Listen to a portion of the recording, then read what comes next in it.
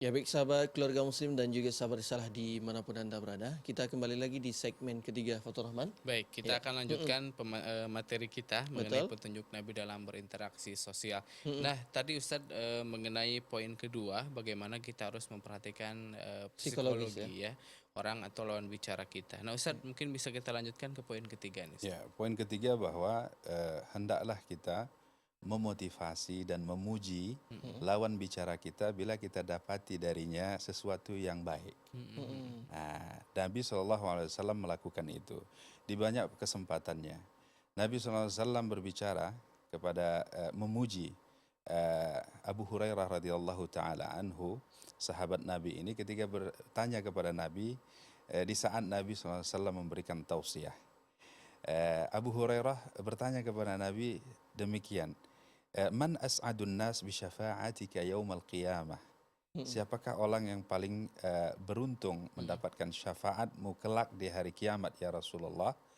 Nabi SAW melihat dari sahabat ini bahwa ada kebaikan darinya.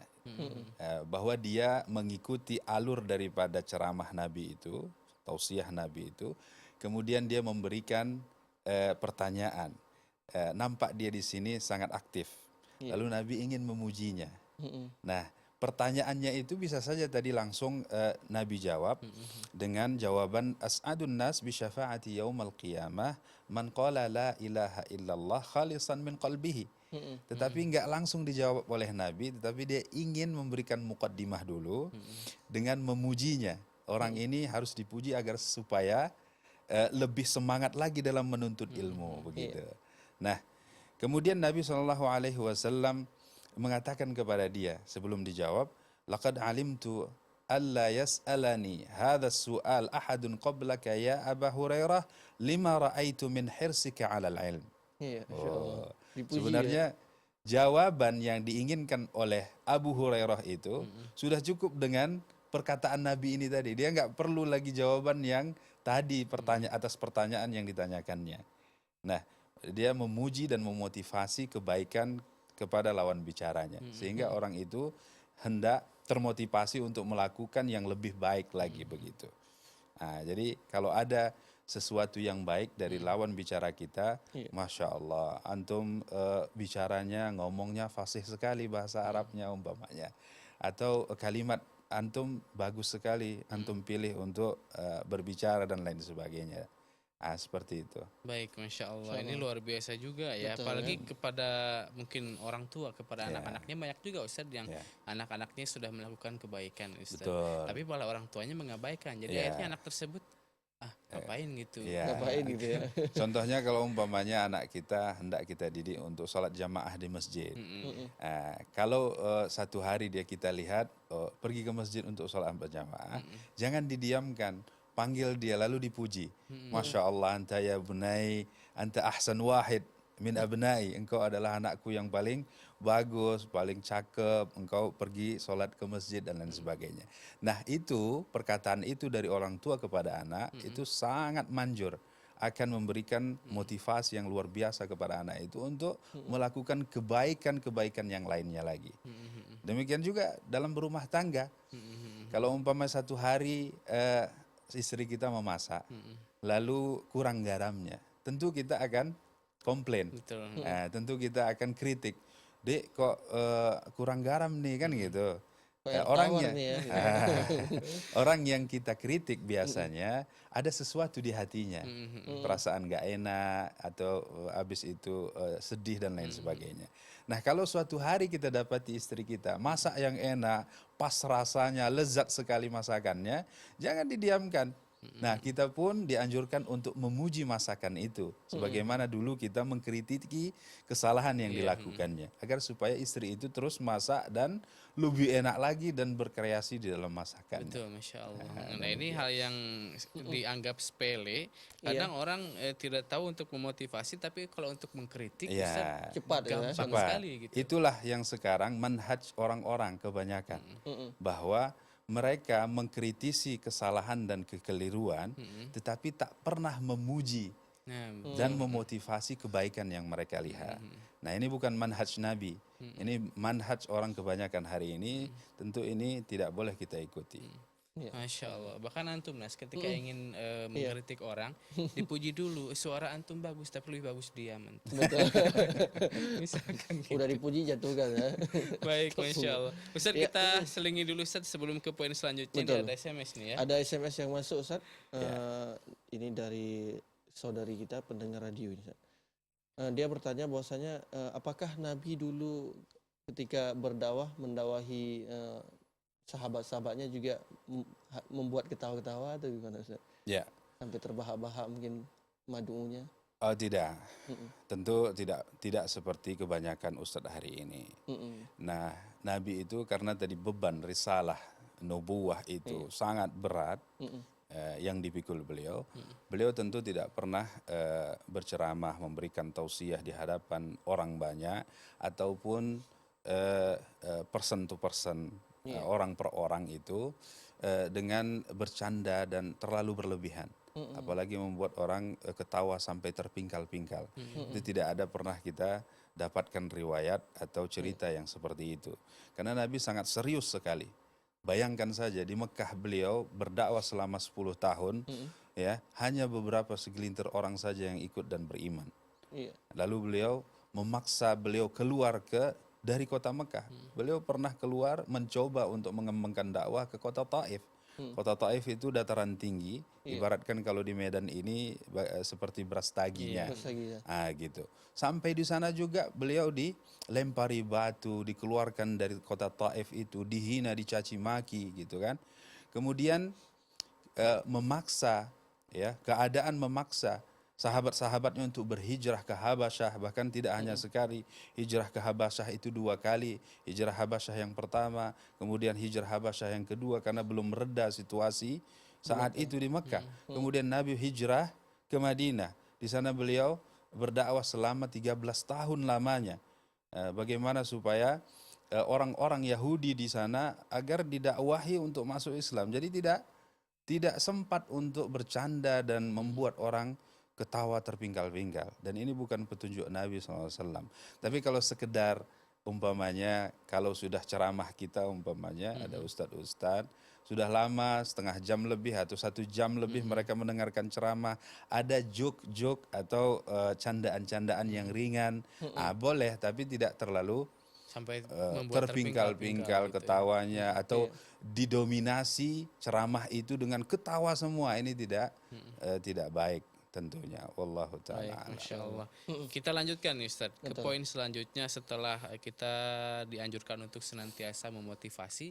Poin selanjutnya nih Ustadz, silakan. Ya. Jadi poin selanjutnya adalah jangan bercanda dengan orang atau lawan bicara kita terlalu lewat batas. Karena Nabi SAW pernah setelah pulang dari salah satu peperangan, maka tentu peperangan itu jauh di luar kota Madinah. Lalu untuk sampai pulang kembali biasanya mereka bermalam di tengah jalan. Jadi ada yang bercanda. Jadi sahabat Nabi itu pun ada yang bercanda. Jadi bukan alim semua, bukan ahli ilmu semua, bukan ulama semua. Jadi sahabat Nabi itu kehidupannya sebagaimana hari ini. Ya, ada orang yang alim, terpelajar, ada yang tidak, ada yang kaya, ada yang miskin, dan lain sebagainya. Sama seperti saat ini. Jadi bercandalah salah seorang sahabat ketika itu. Biasanya mereka kalau pulang perang itu, tentu mereka menjadikan bantal mereka, senjata mereka, pedang mereka itu dibantali. Supaya bila ada tiba-tiba musuh datang kembali menyerang, siap siaga sudah. Jadi datanglah yang usil, salah satu dari sahabat ini, mengambil pedang temannya ketika dia tidur. Gitu. Diambilnya lalu disembunyikan. Lalu tersentak sahabat yang sedang tidur diambil pedangnya tadi ini. Kecarian dia, kaget bangun langsung, kemudian kecarian, mana pedangku, mana pedangku. Karena dia takut kalau seandainya ada serangan balik dari musuh, maka dia tidak bisa melindungi dirinya, tidak bisa berjihad, tidak bisa begitu. Kemudian setelah itu dia, teman yang usil ini, kemudian memberikan pedangnya, oh ini pedangmu, aku hanya bercanda. Lalu candaan itu sampai ke telinga Nabi. Nabi SAW bersabda, la turawwi'ul mu'min. Ya, nahan Nabi SAW an tarwi'il mu'min. Jadi tidak boleh kita menteror, membuat takut seorang mukmin itu. Jadi dilarang begitu. Nah, demikian, maka ringkasnya adalah jangan terlalu kelewat batas dalam bercanda.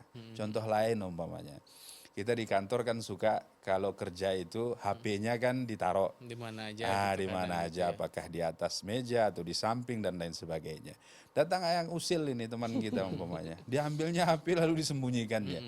Udah lewat, kawan itu keliling-keliling sudah 1 jam umpamanya, baru dia bilang, aku yang ambil HP-mu, aku canda aja. Ini jangan, jadi ini terlewat batas. Atau kunci rumah, atau kunci kendaraan, mobil, atau kereta, jangan demikian. Jadi kalau bercanda itu ya sekedarnya aja lah gitu. Baik, Masya Allah, luar biasa. Baik Ustaz, waktu kita terbatas, mungkin kita langsung Ustaz ke poin berikutnya. Ya, poin terakhir adalah kalau kita ingin berinteraksi dengan orang, ya hendaklah kita menjaga rahasianya, yaitu hifzus sir, menjaga rahasia orang yang kita ajak berkomunikasi ataupun berhubungan dengan dia. Jadi kalau ada dia menceritakan hal yang sangat private sifatnya atau sangat pribadi, maka hendaklah kita katmuhu atau menjaganya agar supaya tidak disebarkan kepada orang lain. Pernah ada satu kisah, yaitu bibinya Nabi, ya. Ketika Abu Sufyan pulang berdagang dari Syam, dia bersamanya waktu itu dagangan yang sangat luar biasa banyaknya, 1000 ekor onta. Setiap onta itu dipenuhi dengan barang-barang berharga. Ya, barang-barang berharga, zahab wal fiddah, kemudian pakaian dan lain sebagainya, ya, yang untuk dijual. Nah, kemudian Nabi tentu pada waktu itu di Madinah meletakkan para sahabatnya untuk berjaga-jaga, ya, agar supaya kalau datang musuh ini memberikan kabar kepada Nabi agar bersiap-siap begitu Tim untuk intelijen. Begitu.